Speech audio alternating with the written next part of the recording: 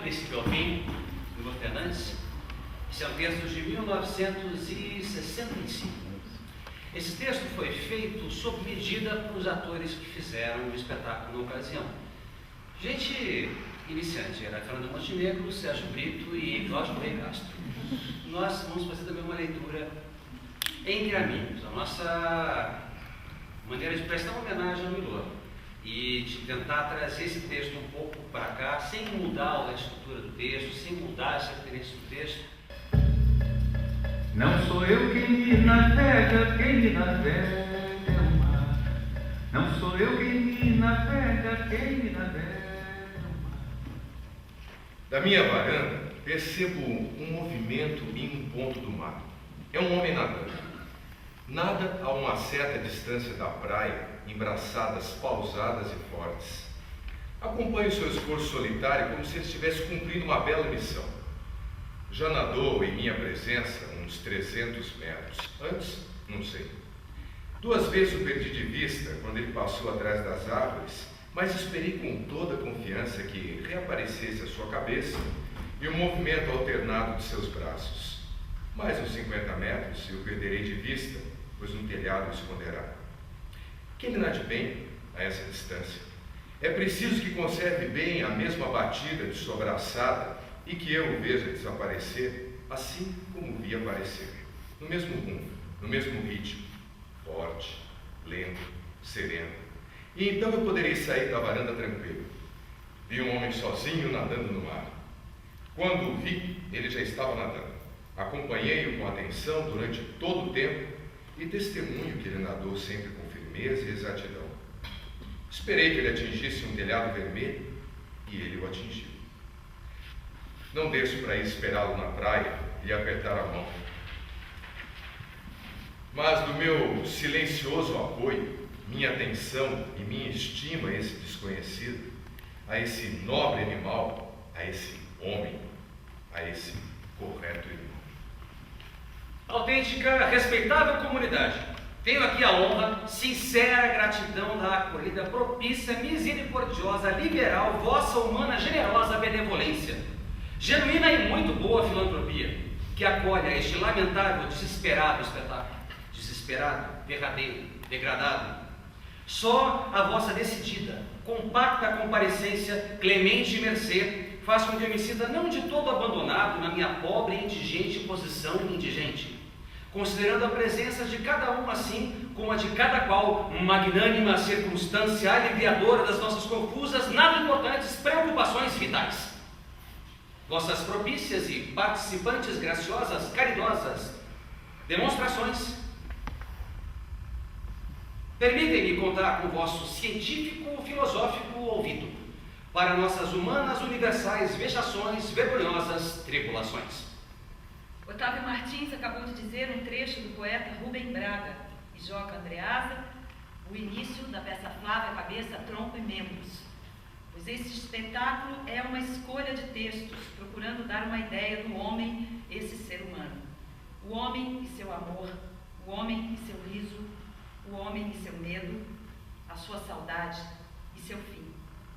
A breve canção do homem neste mundo de Deus. Isso, naturalmente, do ponto de vista brasileiro, Rio de Janeiro, Ipanema, junho de 1965.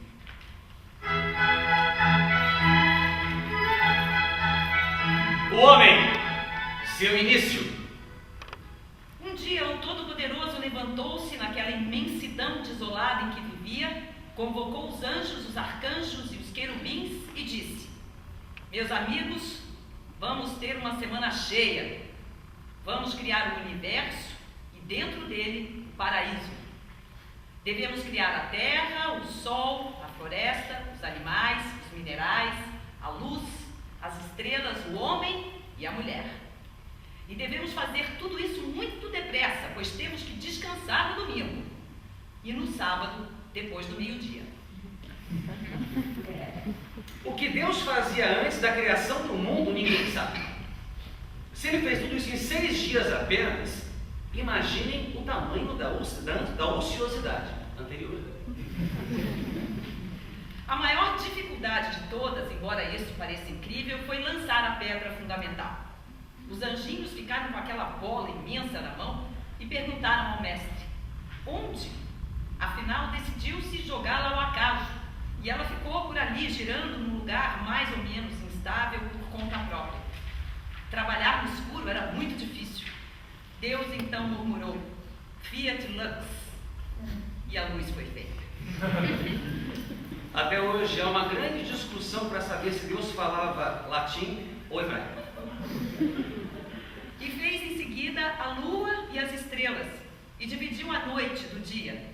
Fez então os minerais e os vegetais. Todos os vegetais eram bons e belos, e seus frutos podiam ser comidos. Ruim só havia mesmo a chamada árvore da ciência do bem e do mal, bem no meio do paraíso. Isto aqui é a parreira, futuro guarda-roupa de Adão e Eva. E logo Deus fez os animais: o leão, o tigre, o cavalo. Nota-se perfeitamente que a girafa foi um erro de cálculo. Como os espectadores podem reparar, fez 2 exemplares de cada animal, prova de que não acreditava na cegonha. Tendo feito a vaca, esta subitamente deu leite. O mestre bebeu com os anjinhos, aprovou, ordenou à vaca que continuasse a produzir uma média de 7 litros diários, e o resto jogou pela janela do universo, formando assim a Via Láctea. E fez também a cobra.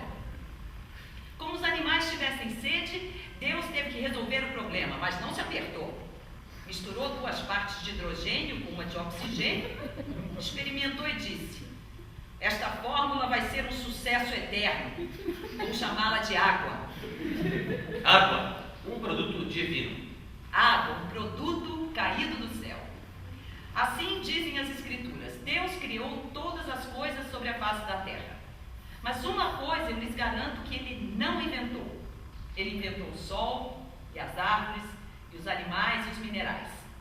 Mas de repente, para a absoluta surpresa sua, olhou e viu maravilhado que cada coisa tinha uma sombra. Nessa, francamente, ele não tinha pensado. Mas foi contemplando a própria sombra que ele teve a ideia de fazer um ser à sua semelhança. E Adão foi feito. Tadã! Nasceu já grande e prontinho. Adão teve várias vantagens. Não precisou fazer o serviço militar. Não passou por aquela transição terrível entre a primeira e a segunda dentição. E nunca teve 17 anos. Além do que, não precisava comprar presente no Dia das Mães. A essa altura, Adão ainda não usava folha de parreira, como ele pretensamente deveria usar. O espectador poderá também objetar que a figura do proto-homem não está muito máscula. Está no texto. Lembramos, porém, que Eva ainda não existia e que, portanto, masculinidade era um termo que ainda não aparecera na face da terra. Outro problema sério quando se pinta Adão é saber se ele tinha ou não tinha barba. Nas pinturas clássicas, ele, em geral, não tem barba quando está no paraíso. E tem barba quando já saiu do paraíso. A conclusão: o castigo por ter comido a maçã foi fazer a barba toda manhã. Mas há outros problemas metafísicos criados pelo Todo-Poderoso. Aqui mesmo temos 4 problemas para meditar. Primeiro, responda amigo: Adão tinha um umbigo? 2. Responda irmão: o pássaro já nasce com a canção? 3. O mistério não acaba. Onde anda o bicho da goiaba quando não é tempo de goiaba? 4. Mestre, respeito o senhor, mas não a sua obra. Que paraíso é esse que tem cobra? Mas aqui estava Adão, prontinho, feito de barro. Durante muito tempo, aliás, se discutiu se a mulher não teria sido feita antes. Mas está claro que a mulher foi feita depois. Primeiro porque é mais caprichada, mais bem acabada. Deus nela desistiu do barro e usou cartilagem. E colocou nela alguns detalhes que têm feito um imenso sucesso pelos tempos afora.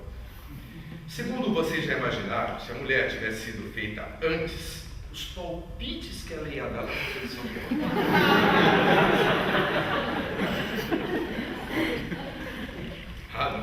Não, isso não pode. Põe aquilo. Que bobagem. Ai, que nariz feio. Deixa ele careca, deixa. Põe um olho, põe. Pelo menos põe um vermelho e outro amarelo. Puxa, você não faz nada do que eu quero, hein? É de barro também? É. Parece um macaco. Você é errado, Todo-Poderoso. Não põe boca, não. Põe uma tromba. Ficou pronto depressa, hein? Você deixou soprar ele? Deixa. Deixa que eu sopro, deixa. Bom, depois de devidamente soprado com o fogo eterno, Adão saiu pelo paraíso experimentando as coisas. Tudo que ele fazia ou dizia era completamente original. Nunca perdeu tempo se torturando. Onde é que eu ouvi essa? De onde que eu conheço aquele cara? Deus, entre outros privilégios, deu a Adão o de denominar tudo. Foi ele quem chamou árvore de árvore, folha de folha, vaca de vaca. E tinha tanto talento para isso, que todos os nomes que botou, pegaram. Deus só pediu explicação a Adão no dia que ele batizou o hipopótamo. Por que hipopótamo? Perguntou o Todo-Poderoso. Então Adão deu uma resposta tão clara, tão certa, tão definitiva, que Deus nunca mais lhe perguntou nada. Olha, mestre, disse ele, eu lhe garanto que eu nunca vi um animal com tanta cara de hipopótamo. E assim foi Adão dando nome a todas as coisas. Só errou no dia em que estava batizando os minerais e deu uma topada numa pedra. Foi a primeira vez que uma coisa foi chamada com outro nome. Adão tinha criado um eufemismo. Adão saiu por ali, nadando no rio, comendo dos frutos, brincando com os animais. Mas não parecia satisfeito. O Senhor, percebendo que faltava alguma coisa a Adão, resolveu lhe dar uma companheira. Ordenou que ele fosse dormir, e como lá reza a história, foi o primeiro sono de Adão e seu último repouso. Conforme prevíamos, assim que Eva foi criada, olhou em volta e começou a dar palpites sobre a criação. Ih, Todo-Poderoso, quanto animal sem coloração! Muda isso! A floresta que vai pegar mesmo é o estampado. Deus acedeu, e enquanto ele mudava a pele dos bichos, Eva saiu passeando e resolveu tomar um banho no rio. A criação inteira veio então espiar aquela coisa linda que ninguém conhecia. E quando Eva saiu do banho, toda molhada, naquele mundo inaugural, naquela manhã primeval, estava realmente tão maravilhosa que os anjos, os arcanjos e os querubins não se contiveram e começaram a bater palmas entusiasmados. O autor! O autor! O autor! O autor! O resto da história os senhores conhecem melhor do que nós. Arrastado por Eva e pela serpente, Adão não resistiu e comeu maçã. Logo que comeram maçã, por um fenômeno facilmente explicável, Adão e Eva perceberam que estavam nus. Foram até o seu armário desembutido, pegaram 4 folhas de parreira e se vestiram rapidamente. Furioso com o desrespeito de suas criaturas. Furioso para show, furioso para as arquibancadas, pois sendo onisciente, previdente e onipresente, Deus sabia muito bem o que Adão ia fazer com ela. O Todo-Poderoso apontou-lhes imediatamente o olho da rua, depois de desejar aos dois coisas que não se desejam nem ao pior inimigo, como ter filhos sem os processos da técnica moderna e ganhar pão com o suor do próprio rosto. Todos os outros animais pensaram que aquilo se tratasse apenas de uma brincadeira do Todo-Poderoso, mas não, botou mesmo o casal para fora, tendo até, como lá conta a Bíblia, colocado na entrada do paraíso um anjo com uma bruta espada de fogo na mão, com ordem de não deixar os dois entrar. Esse anjo foi o primeiro leão de chácara da história universal.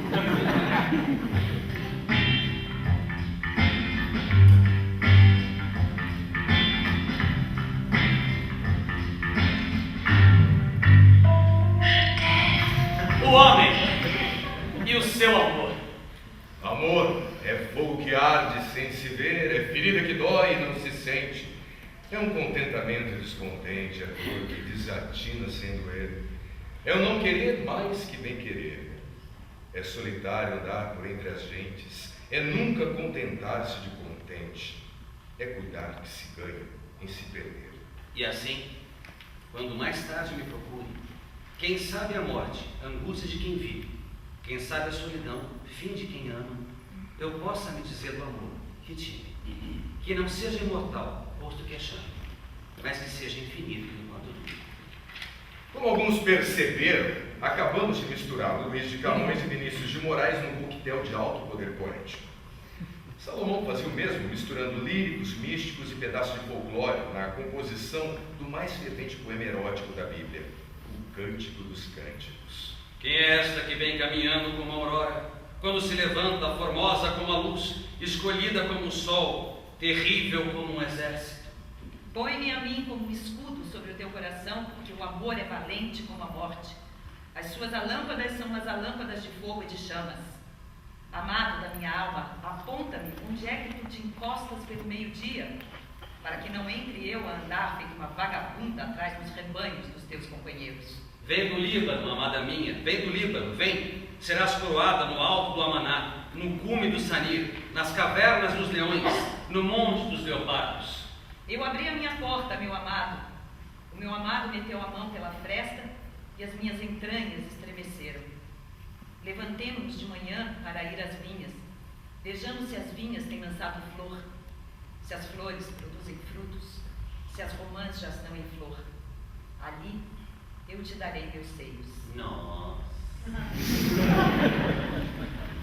No chão, quando duas pessoas estão apaixonadas, numa exaltação quase patológica, a sociedade traz diante delas um padre, um juiz e exige, aliás, que jurem que permanecerão o resto da vida neste estado deprimente, normal e exaustivo.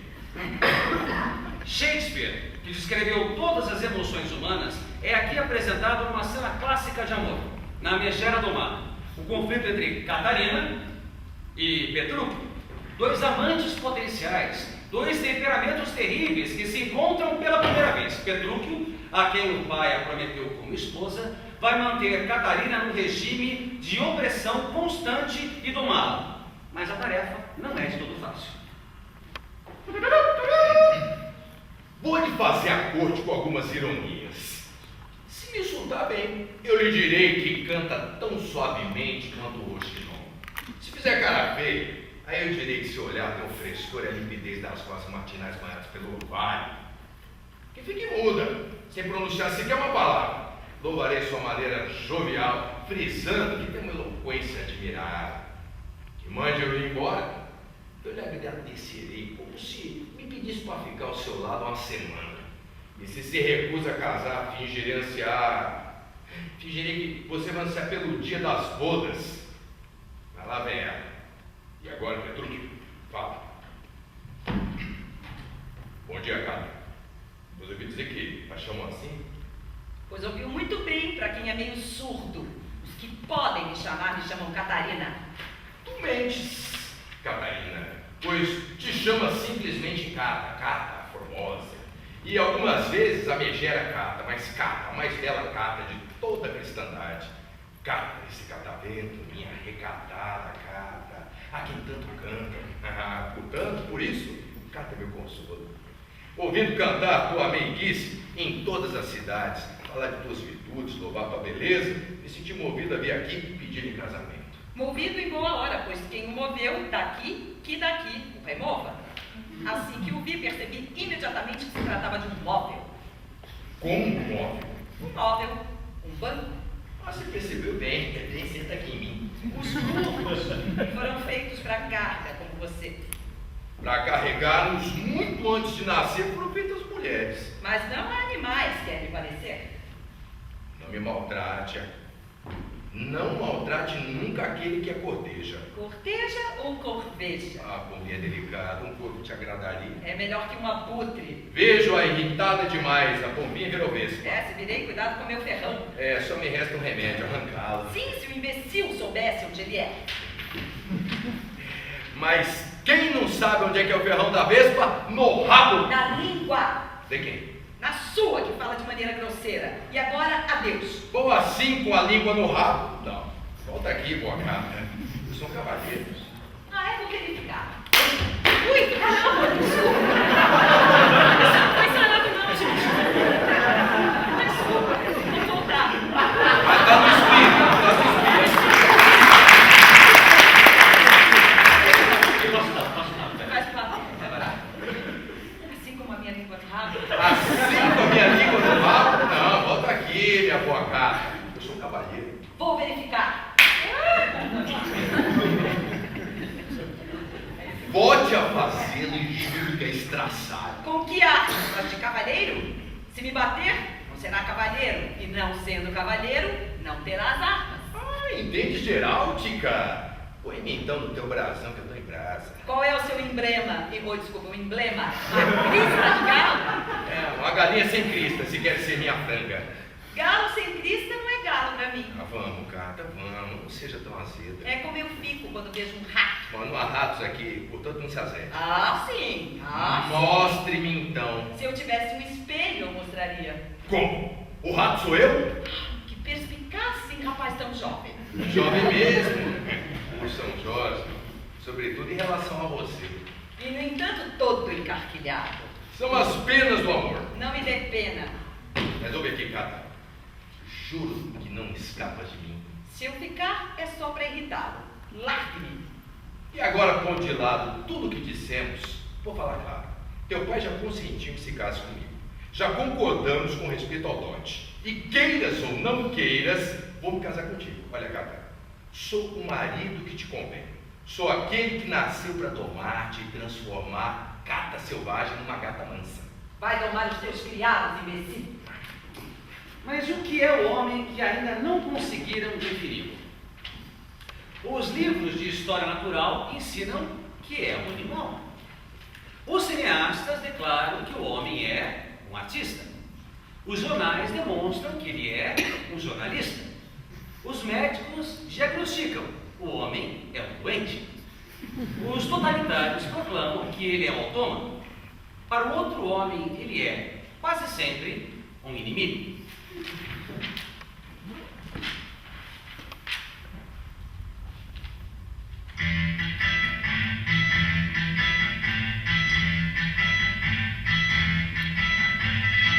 O homem, lobo do homem.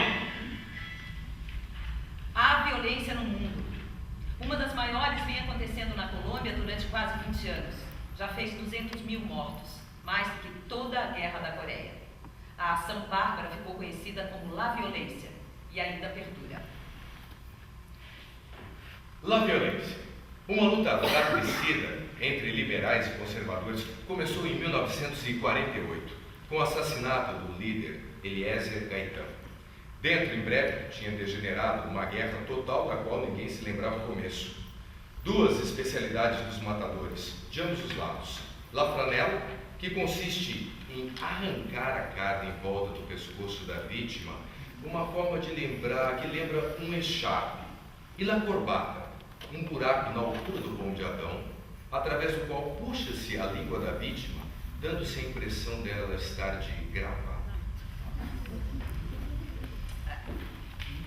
O ódio é o de sempre, paixão eterna. Em Ricardo II, de William Shakespeare, a rainha Margaret lança sobre a rainha Elizabeth, seus fidalgos, uma maldição sem igual. Podem as maldições rasgar as nuvens e penetrar no céu? Abram-se então, nuvens malditas, a minha maldição de fogo. Que o teu rei seja morto, não na guerra, mas por devassidão, já que o nosso foi assassinado para fazer o rei.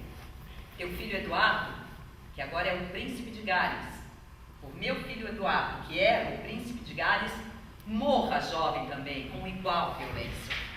Tu, agora rainha, por mim que era rainha, sobrevivas à glória como eu, desgraçada. E que vivas bastante para chorar por teus filhos e ver outra mulher, como agora eu te vejo, sentada em teus direitos, como tu hoje nos meus. Muito antes que morras, morra a tua alegria.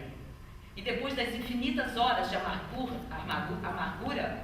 morras nem mãe, nem esposa, nem rainha da Inglaterra. Rivers e Dorset, fostes testemunhas como foste tu, Lord Hastings, de que meu filho morreu sob punhais sangrentos. Peço a Deus que nenhum de vós chegue ao fim da existência normal, mas seja morto por qualquer acidente inesperado. Quanto a ti, Gloucester, eu não te esqueço, cão. Espera e ouve. Se o céu reserva para ti pragas mais monstruosas do que as que te desejo, deve guardá-las até que amadureçam os teus pecados, para só então despejar seu ódio sobre ti, destruidor da paz do pobre mundo. Que o verme do remorso te roa sem cessar a alma. Que enquanto viveres, duvides dos amigos como traidores e aceites como amigos os mais vis traidores. Que o sono jamais feche o teu olhar de vesgo, a não ser para trazer um pesadelo horrendo que te atormente com um inferno de demônios medonhos. Tu, desfigurado pelo espírito do mal, aborto, porco. Tu, filho do inferno, marcado de nascença como escravo da natureza. Tu que apodreceste o ventre de tua mãe. Tu, fruto odiado do sêmen de teu pai. Pessoa magoada.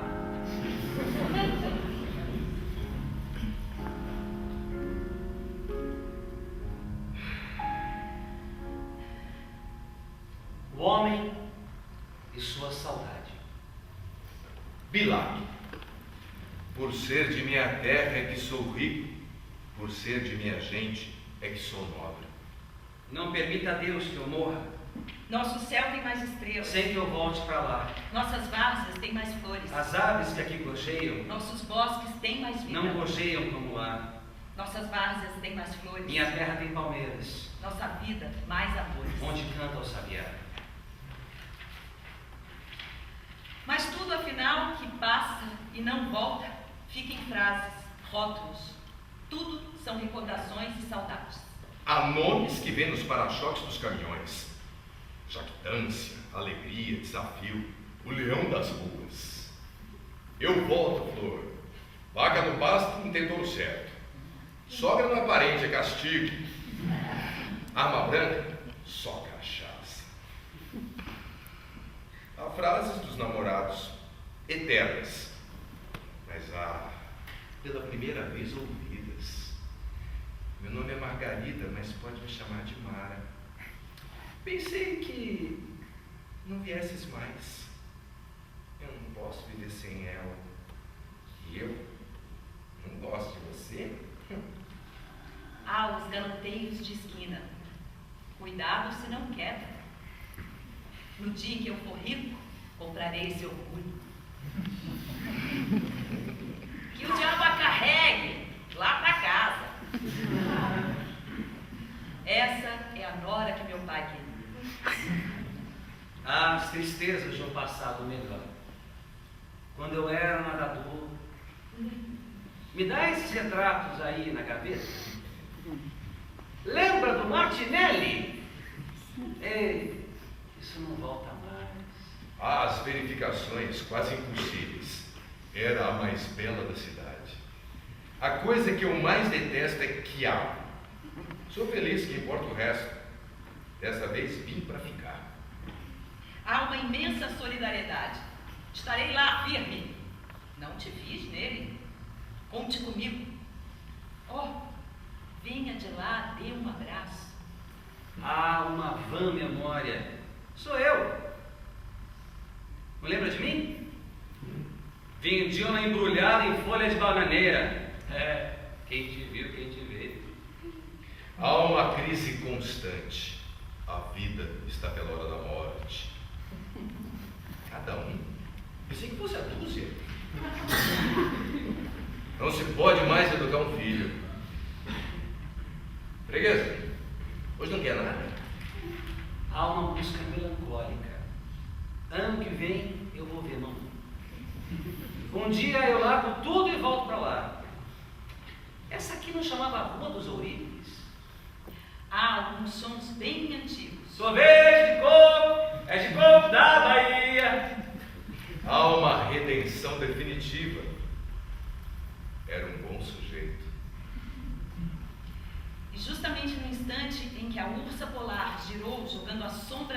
estrela, na rosa que o vento armou, segundo o plano previsto, a bomba da paz voou.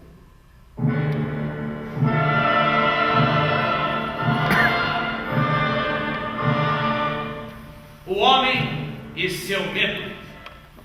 10h35 do dia 30 de março de 1966.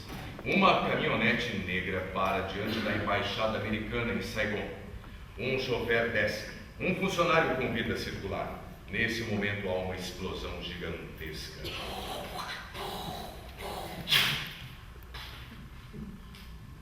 $115 quilos de plásticos volatizam o veículo, destroem todo o resto do chão da embaixada e as casas em torno. Os gritos e os gemidos de mais de uma centena de feridos enchem o esplendor da manhã clara. Um civil arranca o rifle de um sentinela e procura inutilmente seu inimigo sem rosto. Ditado sobre o medo, de Reinaldo Jardim. O que gera um fantasma são as fomes e a funda insegurança dos meninos. A queda repentina no horizonte manchado de inimigos. O que provoca o medo são as pontes interrompidas sem qualquer aviso.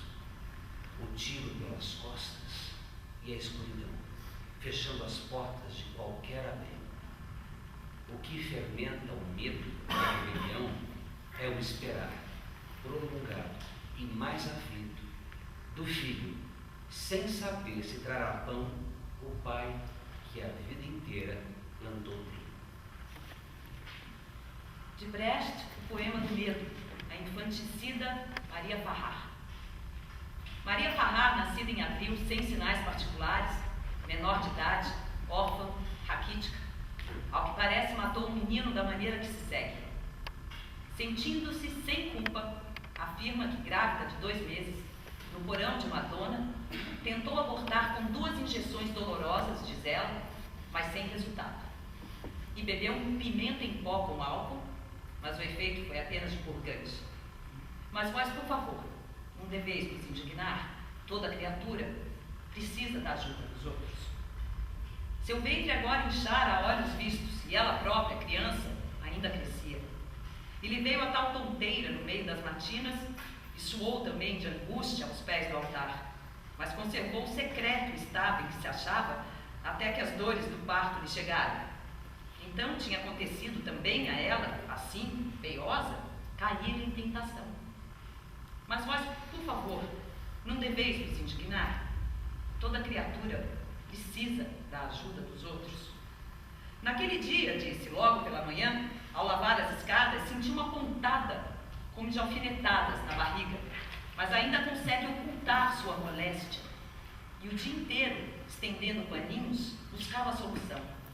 Depois lhe vem à mente que tem de dar à luz, e imediato sente um aperto no coração. Chegou em casa tarde, mas vós, por favor, não vos indigneis. Toda criatura precisa da ajuda dos outros. Chamaram-na enquanto ainda dormia, tinha caído neve e havia que varrê-la. Às 11 terminou, um dia bem comprido. Somente à noite pôde parir em paz, e deu à luz, ao que disse, um filho. O filho se parecia a tudo quanto é filho, mas ela não era como as outras mães. Mas vós, por favor, não vos indigneis. Toda criatura precisa da ajuda dos outros.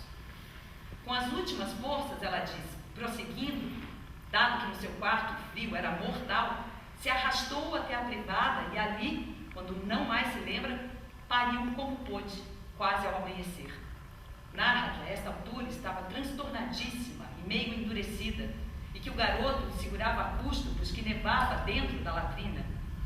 Entre o quarto e a privada, o menino prorrompeu em prantos. E isso a perturbou de tal maneira, ela disse, que se pôs a socá-lo às cegas, tanto, sem cessar, até que ele deixasse de chorar. Depois conservou-o morto no leito junto dela, até o fim da noite. E de manhã, escondeu-o então no lavatório. Mas vós, por favor, não deveis vos indignar. Toda criatura precisa da ajuda dos outros. Maria Farrá, nascida em abril, morta no cárcere de Moisen, garota-mãe condenada, quer mostrar a todos o quanto somos frágeis. Vós que paris em leitos confortáveis, que chamais bendito o vosso ventre inchado, não deveis execrar os fracos e desamparados, por obséquio, pois não vos indigneis. Toda criatura precisa da ajuda dos outros.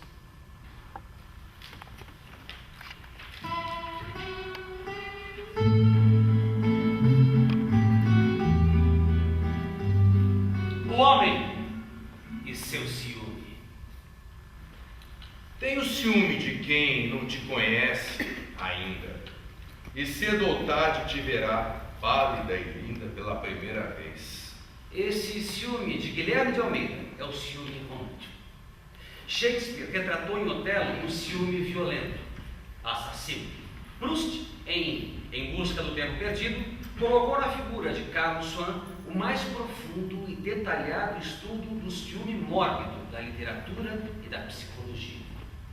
Mas o que vamos apresentar aqui é o ciúme de Molière, patológico e, sobretudo, ridículo. Engels disse: com a monogamia aparecem na história de maneira permanente duas figuras, o amante e, consequentemente, o cornudo. O adultério torna-se uma instituição social inelutável, perseguida, condenada, punida, mas impossível de ser suprimida. Em resumo, a escola de mulheres de Molière. Existe alguma outra cidade no mundo com maridos tão complacentes quanto os nossos? Não os encontramos de todas as variedades, acomodados cada um do seu jeito? Este junta 1000 bens, para que a esposa de vida, adivinha com quem? Com quem o cortifica. Outro, com um pouco mais de sorte, mas não menos pateta, vê a mulher receber inúmeros presentes todo dia, mas não se mortifica com ciúmes. Porque ela o convence facilmente de que são os prêmios da virtude. Um grita muito, mas fica no barulho. Outro, vendo chegar a casa do galanteador, ainda vai, gentil, pegar-lhe a lula e a capa. Uma esposa cheia de malícia, para evitar suspeitas, faz do próprio marido um confidente, e este dorme tranquilo, até que, com pena do coitado, que tanto esforço faz, sem ser correspondido. Outra mulher casada, para explicar um luxo que se estranha, diz que ganha no jogo as fortunas que gasta, e o bendito marido, sem perguntar qual o jogo, ainda junta um provérbio: feliz no jogo e feliz nos amores. Mas eu conheço os truques, toda a infinita trama que as mulheres usam para encobrir o sol. Contra tais habilidades, tomei minhas precauções. Um ar doce e tranquilo fez com que eu amasse Inês, quando havia entre outras crianças. Criei-a 24 anos de idade, num pequeno convento. Fiz com que fosse educada sob regras estritas, ou seja, que só lhe ensinassem aquilo que pudessem torná-la o mais estúpida possível. Agora, alojei-a numa casa bem distante, onde ninguém visita. Imagine, é tão inocente que no outro dia veio me perguntar se as crianças se fazem pelo ouvido. Mas quem vejo? Será que... Ah, sim! Senhor Adolfo! Mas, caro Horácio, há quanto tempo está aqui? Há 9 dias, fui direto à sua casa, mas em vão. Bom, estive fora 10 dias. Oh, como esses meninos crescem! Estou admirado de vê-lo assim, tão alto. Quando eu conheci, você não era mais que isso. Como vê? Que tal? Tem achado a cidade? Com muitos cidadãos, construções magníficas, divertimentos como ainda não tinha visto. Cada um encontra aqui com que se divertir, por mais requintado que seja o seu gosto. Mas para aqueles que batizamos de galantes, este país é um sonho. Não há em parte alguma mulheres tão compreensivas. Se acham que se quer, morenas, loiras, todas amistosas, gentis, coitadas. E os maridos? Não há no mundo maridos mais benignos. Mas estou falando e quem sabe o amigo já pegou uma. Para não lhe ocultar a verdade pura, já tive também nesta cidade uma pequena aventura de amor. A amizade obriga que eu lhe conte. Bem, vou ouvir com cuidado. Deve ser mais um otário. E logo mais, com calma, anote meu diário. Eu lhe confesso com total franqueza que meu coração foi literalmente estraçalhado por uma bela jovem que vive aqui perto. Mas as minhas manobras foram tão felizes que logo consegui lhe ser apresentado e ter acesso ao próprio aposento que ela dorme. Sem querer me gabar e sem injuriá-la, eu posso lhe dizer que as coisas já vão mais longe do que eu sonharia. E ela é? Uma coisinha linda que vive naquela casa ali, da qual se vê um pedaço do muro avermelhado. Simples, na verdade, de uma simplicidade sem igual. E se chama Inês. Ai, que horrível. Não, a pobre foi condenada a viver trancada pela estupidez sem paralelo de um grosseirão, que a afasta de todo o contato do mundo. Me disseram que é um tipo bem ridículo. O senhor conhece? Aquilo é amarga, mas eu tenho que engolir. Mas como é? Não diz nada? Ah, sim, eu conheço ele. É ou não é o imbecil? É. O que o senhor fez? O quê? Isso quer dizer, assim, instrumento de matar de riso? O que ele é? Paspalhão? Então, ele é exatamente do jeito que me descreveram, mas de repente o senhor está triste. Por acaso o senhor reprova o que eu fiz? Não, é que eu estava pensando. A minha conversação cansa. Adeus, então. Não, sogra, não. Com imprudência e com pressa, me vem ele contar o seu caso a mim mesmo. Apesar de não saber que o negócio é comigo, ainda assim poderia ser mais gentil. Bom, mas eu não sou homem capaz de engolir sapos. Não vou deixar o campo livre a esse fedelho. No ponto em que chegamos, ela já é quase minha esposa. Se escorregou, me cobriu de vergonha. Oh, a ausência fatal. Viagem fortunada. Meu Deus, Alain, o patrão chegou terrível. Nunca vi um cristão mais horrendo. Aquele senhor deve ter enganado. Mas por que razão ele não deixa que ninguém se aproxime de nossa pobre patroa? É porque ele sente ciúme, Georgette. Mas para ter ciúme é preciso um motivo. Motivo. Motivo é que sente ciúme. Mas por que tem ciúme? Porque o ciúme... Você me entende? Georgette, o ciúme é uma coisa... Eu vou dar um exemplo.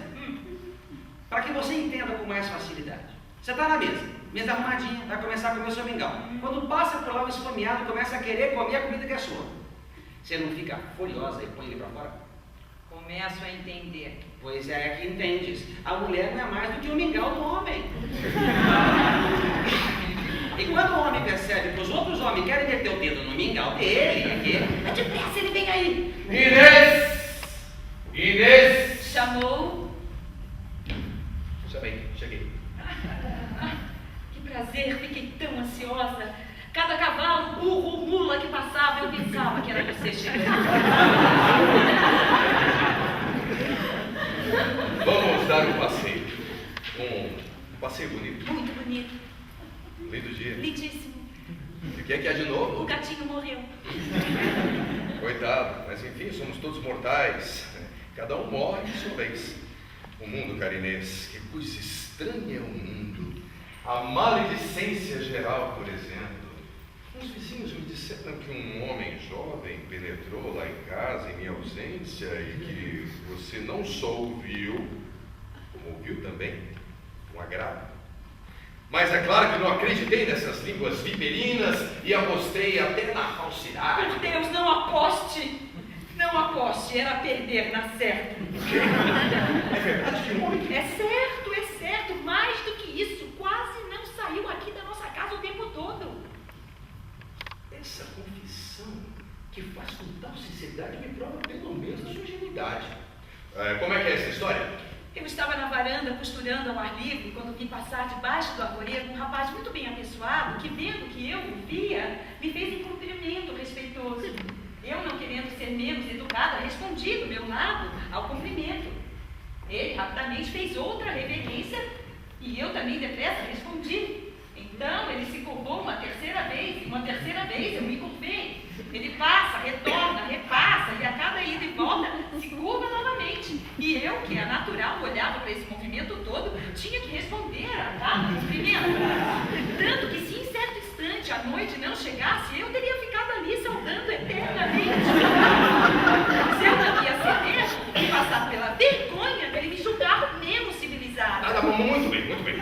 No dia seguinte, eu estava na porta, uma velha se aproximou e disse assim: minha filha, que Deus te abençoe e mantenha a tua beleza durante muitos anos. Ele não te fez assim tão bela para que você espalhasse o mal por onde passa. Você deve saber que feriu um coração. Um instrumento de Satã. Como danada.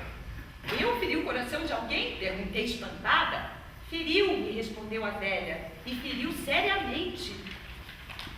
Qual foi a causa, disse eu? Por acaso deixei cair algum vaso em cima dele? Não, me respondeu a velha. O golpe fatal partiu desses seus olhos. Foi tudo causado por um homem inocente.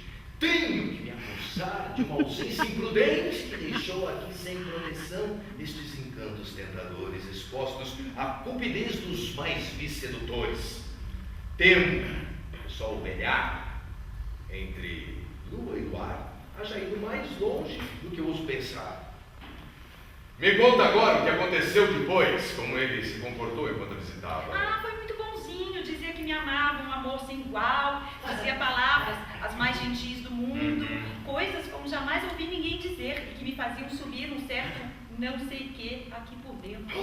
Que sangue honesto, de um mistério fatal, onde o examinador só todo o mal.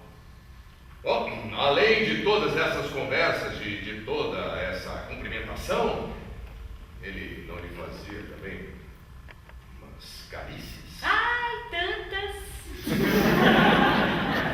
Pegava minhas mãos, meus braços e não cansava nunca de beijá-los. E diz aqui, Inês, ele não quis nada? Não foi mais adiante? Ele me... O quê? Pediu... Pediu a... Não tem coragem, você vai ficar furioso comigo. Eu sei que fica. Meu Deus do céu, não fico! Ele me tirou você vai ficar. Não fico! Que eu fico! Eu sofro como um louco! Ele me tirou a fita que você me deu! A fita é o de menos! Eu tô aliviado! Vai, manda aqui os dois criados! Sai, Inês. Roubado desse amor eu sofro duas vezes. A honra me dói e o coração me estoura. Enraiveço por ver meu lugar usurpado, enlouqueço por ver meu consciência enganado. Deus, livrai minha fronte da desonra. Mas está escrito que a mim também algo aconteça nessa parte do corpo, dai-me ao menos, para me ajudar a suportar esse acidente, a mansidão que vejo em tanta gente.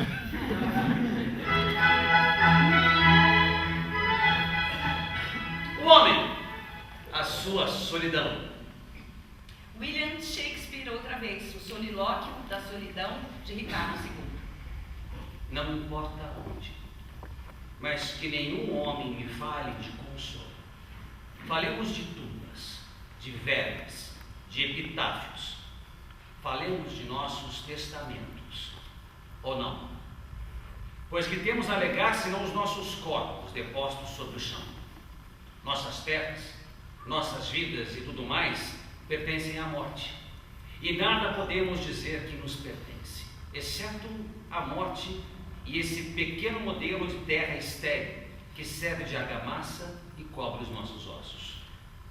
Pelo amor de Deus, sentemo-nos no chão para contar as histórias soturnas dos reis mortos.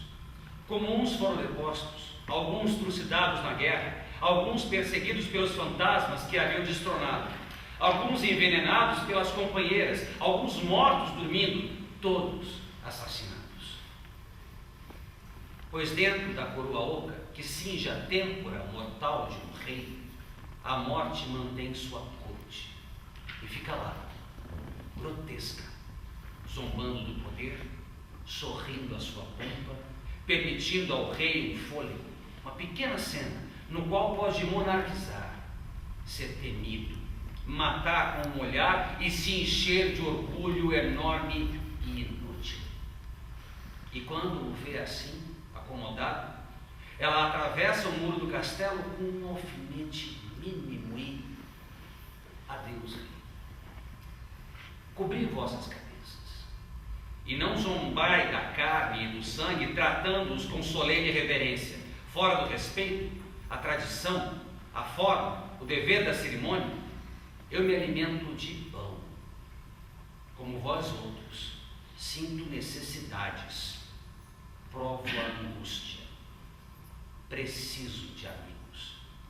Assim, enclausurado, como podeis dizer a mim que sou um rei? Piadas pungentes. Triste, entre as tristezas da vida, é o dia em que uma mulher começa a frequentar antiquários, porque ali, talvez, quem sabe, ainda encontre alguém que a queira. E aquele menino muito pobre, abandonado, filho de uma família numerosa, quando alguém me perguntava quem ele era, respondia tristemente: Eu sou aquele de óculos. Dizia o psicanalista: que o senhor tem a mania de perseguição. Dizia o cliente: o senhor diz isso porque não gosta de mim.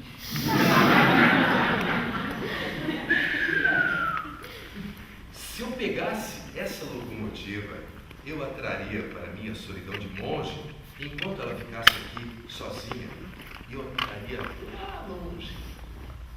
Ser velho não é viver apenas nos idos do passado, é muito mais. É saber que todos os amigos já morreram e os que teimam em viver são entrevados. É sorrir interminavelmente, não por necessidade interior, mas porque a dentadura é maior do que a cara. É ficar olhando os brotinhos que passam com um olhar esclerosado, numa inútil esperança. É ficar aposentado o dia inteiro, olhando no vazio, pensando em morrer logo e sair subitamente, andando a meia hora que o separa dos 100 metros da esquina. Porque é preciso resistir. É dobrar o jornal encabulado quando chega alguém jovem da família, mas ficar olhando, de soslaio, para os íntimos da coluna funerária. É só pensar em comer, como na infância.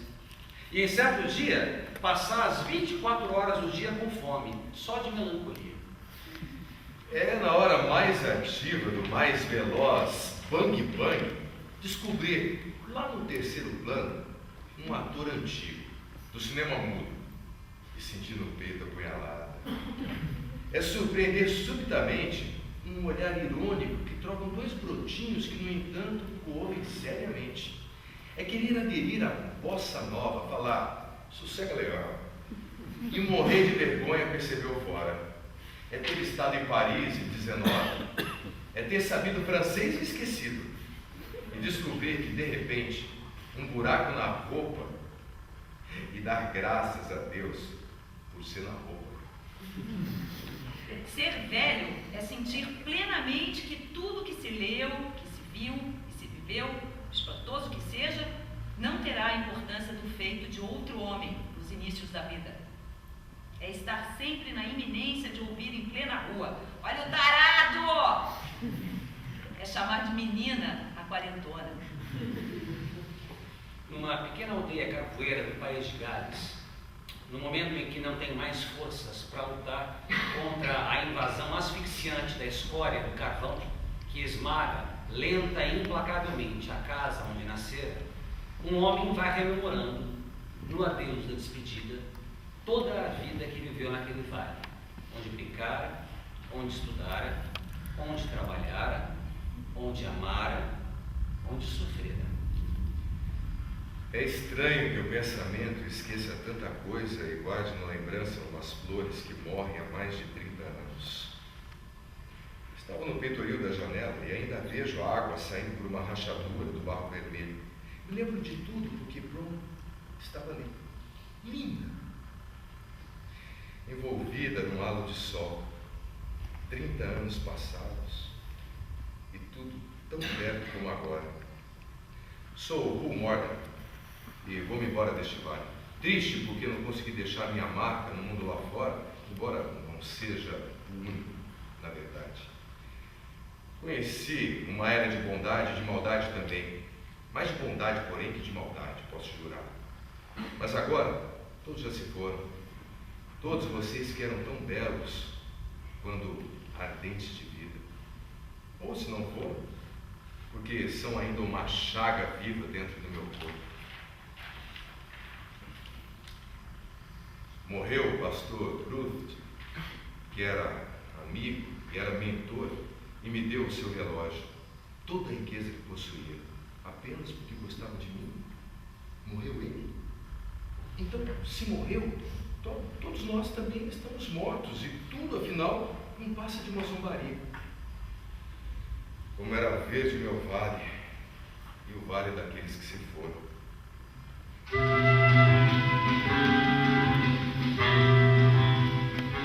O homem e seu Deus. Se o latido dos cães chegasse ao céu, chovia osso. O primeiro patife que encontrou o primeiro imbecil resolveu ser o primeiro Deus. Amém.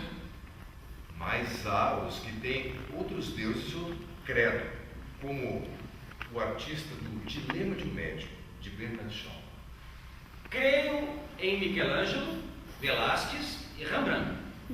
Creio no poder do desenho, no mistério da cor, na mensagem da arte que tornou essas mãos abençoadas e na redenção de todas as coisas pela beleza eterna. Amém. Amém. Amém. Os salmos do rei Davi são mais angustiados, mais viris e mais ligados à luta de seu povo. Senhor, dá ouvido às minhas palavras, escuta o meu clamor, porque, Senhor, é a Ti que eu imploro, que eu continue a ver os Teus céus, obra de Teus dedos, e a lua e as estrelas que Tu estabeleceste. Eu cantarei o nome do Senhor Altíssimo, porque Tu tens ferido a todos os que me perseguem sem causa. Quebraste os dentes dos pecadores. Senhor, porque são um tão grande número os que me perseguem. Sejam precipitados no inferno todos os pecadores, todas as nações que se esquecem de Deus, porque não haverá sempre o esquecimento do pobre, porque a paciência do pobre não poderá para sempre ser frustrada.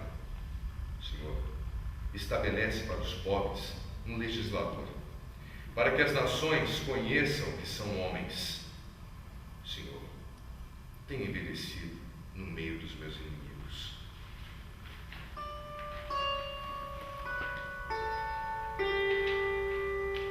O homem e seu riso. O homem é o único animal que ri. E é rindo que ele mostra o animal que é. Dizem que o dinheiro fala, mas bom mesmo é o dólar, que fala várias línguas. A razão por que Cupido é tão mau atirador é que ele procura atingir o coração, mas está sempre de olho em outras partes do corpo. Que futuro terrível será o do Brasil se dentro de 10 anos... 65, tá? Que futuro terrível será do Brasil dentro de 10 anos. Lembrando dos dias de hoje, se nós dissermos com saudade. Bons tempos, hein?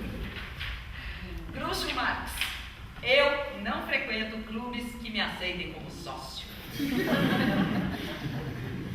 Orson Welles, o Brasil é o país onde se fabrica o melhor uísque falsificado do mundo. Stanislau Ponte Preta, introdutor da grossura na filosofia humorística carioca. Quando eu vejo um afeminado muito musculoso, é que eu percebo que a ordem dos fatores não altera o filista. Notícia Notícia de jornal. No Rio, 2 trapezistas em 2 circos diferentes caíram do trapézio e foram para o hospital. A verdade é que ninguém mais se aguenta. Notícia de jornal. Na Inglaterra, foi condenado por adultério e atentado ao pudor um velho de 81 anos de idade. Que não é apenas uma indecência, mas também um recorde. Notícia de jornal. Na impossibilidade de acabar com os mendigos, bêbados e vadias que enchem Copacabana, as autoridades resolveram tomar uma medida mais simples. Vão proibir Copacabana para menores de 18 anos. Informação útil. O nome científico de dedo duro é Sclerodactylus. E logo vem a história da mulher do vegetariano que gritava para o marido: querido, vem depressa, a comida está murchando. E depois vem a história do otimista que se atirou do 10º andar do edifício e ao passar pelo 8º murmurou: bom, até aqui tudo bem. Triste país esse em que os otimistas estão se atirando do alto dos edifícios. Piadinha mundo cão. Um acidente de automóvel causou uma pequena deformação naquele senhor. Nada de muito grave, não. Mas por azar, afetou exatamente no que mais caracteriza os senhores. Perguntava o oculista: que letra é aquela? Respondia o cliente: F. Corrigiu o oculista: errou, é um S. Respondia o cliente: eu sei, eu não divido.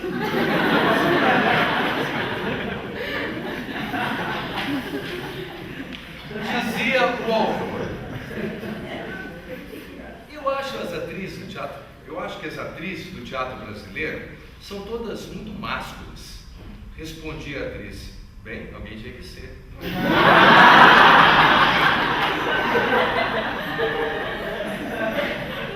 E a menininha, achando um monte de latas de leite condensado no recanto do parque, gritou pro pai: papai, papai, achei um ninho de vaca. Confúcio disse: quando um técnico vai tratar com imbecis, deve levar um imbecil como técnico. Passei hoje por Jacarepaguá e verifiquei que as vacas estão cada vez mais cheias de si. É natural. Até hoje não se descobriu nenhum outro animal que delite como vaca. E pode não ser verdade, mas dizem que quando o demônio chega à tarde no inferno, a demônia grita indignada: e de onde é que você me vem a essa hora com o pelo todo manchado de auréolas? Do para-choque de um caminhão: se o nosso amor virou cinza, foi porque eu mandei brasa.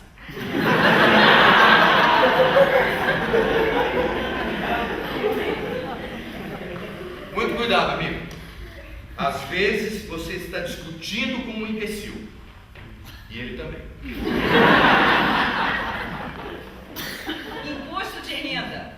Nunca tantos deveram tanto a tão poucos. Anatomia é essa coisa que os homens também têm, mas que as mulheres fica muito melhor. Notícia de jornal. A igreja acabou de publicar uma lista de 128 pecados. Estávamos perdendo mais de 100 por pura ignorância. Chama-se de chato um sujeito que tem um uísque numa mão e a nossa lapela do paletó na outra. Enfim, amigos, a vida é assim mesmo. Uns têm graça, outros têm espírito, e a maioria tem apenas pedras nos rins.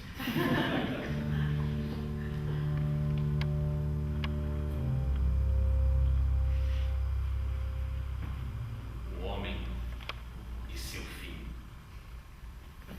Requiem para uma deusa do sexo, Marilyn Monroe.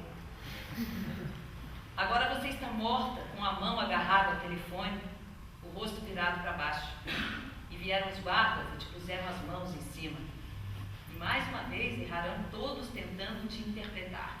Falarão sobre o telefone, as pílulas, as roupas de baixo, as meias jogadas no chão, e não saberão jamais da ânsia de beleza total que foi tua vida, nem que você foi mais pura e delicada de espírito do que toda a realidade em que eles vivem.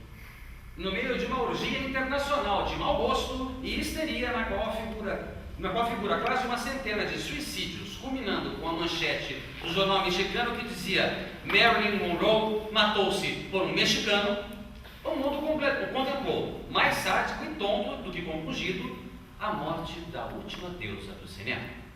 O autor Sir Laurence Olivier foi uma vítima da propaganda e do sensacionalismo. O diretor John Huston: a moça era viciada em soníferos. A culpa é dos médicos. O pastor Billy Graham: tudo aquilo que ela buscava estava em Cristo. Norman Rosten, amigo de Marilyn Monroe. Quem colheu teu sangue? Eu, disse o fã. Em minha caneca colhi teu sangue. O jornalista Walter Winchell, junto do caixão, DiMaggio murmurou: eu te amo, 12 vezes seguidas. Peter Lawford, cunhado de Kennedy: estou chocado. Minha mulher viajou ontem até aqui só para assistir os funerais e nem fomos convidados. Dos 3 homens com quem Mary tinha casado, James Dalton, o policial que se casou com ela quando tinha 16 anos, disse apenas: sinto muito, e voltou a Roma. Joe DiMaggio levou-a até o túmulo e Arthur Miller declarou à imprensa: não vou ao enterro, ela já não está mais lá. Palácio do Capete, quarto de Getúlio Vargas. No dia 24 de agosto de 1954, um ancião passeia solitário no quarto pequeno, humilde e desconfortável, em que dormia no Palácio do Catete. Ex-ditador, cheio de erros e violências, amável e fascinante no trato pessoal, dominando o país durante 24 anos com sua indiscutível popularidade, ele, nesse momento, está só e abandonado. Foi apanhado numa terrível encruzilhada da história do país. Os inimigos o acuam, os mais íntimos o traem. Então, sejam quais sejam suas misérias, defeitos e mesquinharias anteriores, Getúlio Vargas dá um passo e atinge uma dimensão trágica como ser humano. As forças e os interesses contra o povo coordenaram-se novamente e desencadeiam contra mim. Não me acusam, insultam, não me combatem, caluniam e não me dão direito de defesa.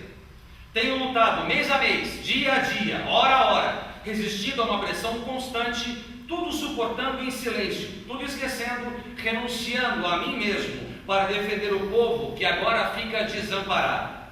Nada mais lhes posso dar a não ser meu sangue. Se as aves de rapina querem o sangue de alguém, querem continuar sugando o povo brasileiro, eu ofereço em holocausto minha vida. Era escravo do povo e hoje me liberto para a vida eterna. Mas esse povo de quem fui escravo não será mais escravo de ninguém. Serenamente dou o primeiro passo no caminho da eternidade e saio da vida para entrar na história. Macbeth.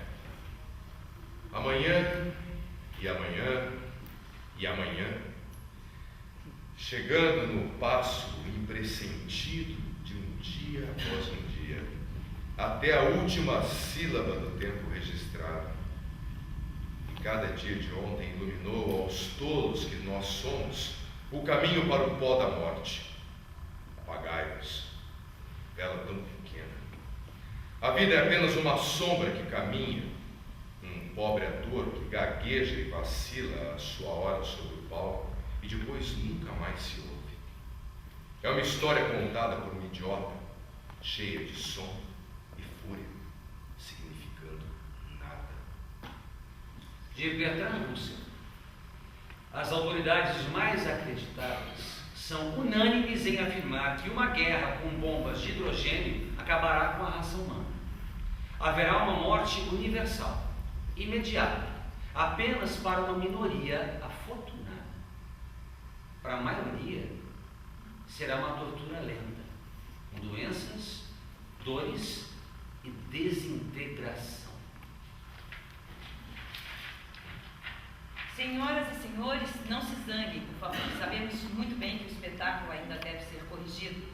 Eram histórias lindas trazidas pela brisa, mas a brisa parou e ficamos com um fim muito ruim. Como dependemos da vossa aprovação, desejávamos que nosso trabalho fosse apreciável. Estamos, como vós, desapontados, e é com consternação que vemos a cortina fechar sobre tal fim. Na vossa opinião, o que devemos fazer?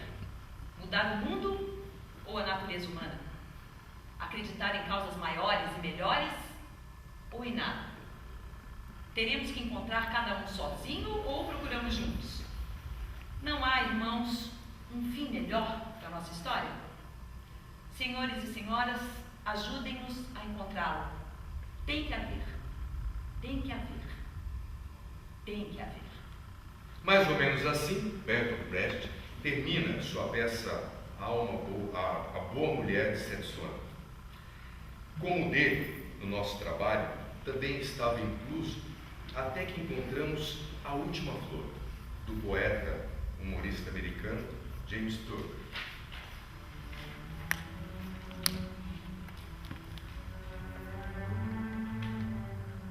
O homem, epílogo. A 12ª Guerra Mundial, como todos sabem, trouxe o colapso da civilização. Vilas, aldeias e cidades desapareceram da terra. Todos os jardins e todas as florestas foram destruídas. E todas as obras de arte. Homens, mulheres e crianças tornaram-se inferiores aos animais mais inferiores. Desanimados e desiludidos, os cães abandonaram os donos decaídos. Encorajados pela pesarosa condição dos antigos senhores do mundo, os coelhos caíram sobre eles. Livros, pinturas e música desapareceram da terra. E os seres humanos ficavam sem fazer nada, olhando no vazio. Anos e anos se passaram. Os poucos sobreviventes militares tinham esquecido o que a última guerra havia decidido. Os rapazes e as moças apenas se olhavam indiferentemente, pois o amor abandonara a terra. Um dia, uma jovem, que nunca tinha visto uma flor, encontrou por acaso a última que havia no mundo. Ela contou aos outros seres humanos que a última flor estava morrendo. O único que prestou atenção foi um rapaz que ela encontrou andando por ali. Juntos, os dois alimentaram a flor e ela começou a viver novamente. Um dia, uma abelha visitou a flor e depois um colibri. E logo havia 2 flores, e logo 4, e logo uma porção de flores. Os jardins e as florestas cresceram novamente. A moça começou a se interessar pela própria aparência. O rapaz descobriu que era muito agradável passar a mão na moça. E o amor renasceu para o mundo. Os seus filhos cresceram saudáveis e fortes e aprenderam a rir e brincar. Os cães retornaram do exílio. Colocando uma pedra em cima de outra pedra, o jovem descobriu como fazer um abrigo. Imediatamente, todos começaram a construir abrigos. Vilas, aldeias e cidades surgiram em toda parte. E a canção voltou para o mundo.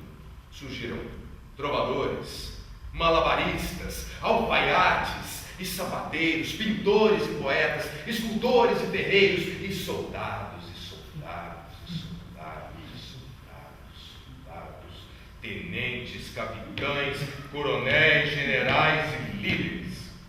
Algumas pessoas tinham ido viver num lugar, outras em outro, mas logo as que tinham ido viver na planície desejavam ter ido viver na montanha. E os que tinham escolhido a montanha preferiam a planície. Os líderes, sob a inspiração de Deus, puseram fogo ao descontentamento. E assim o mundo estava novamente em guerra.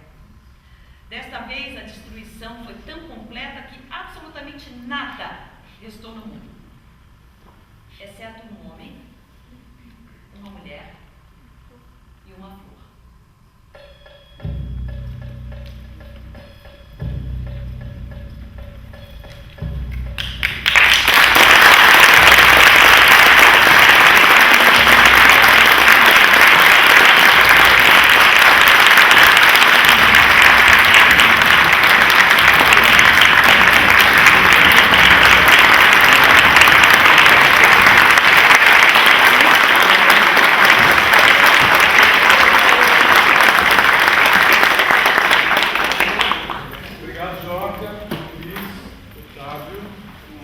Normalmente a gente faz um bate-papo quando o autor está, e hoje o autor não está. Se alguém quiser fazer alguma pergunta sobre a leitura, pergunta aqui.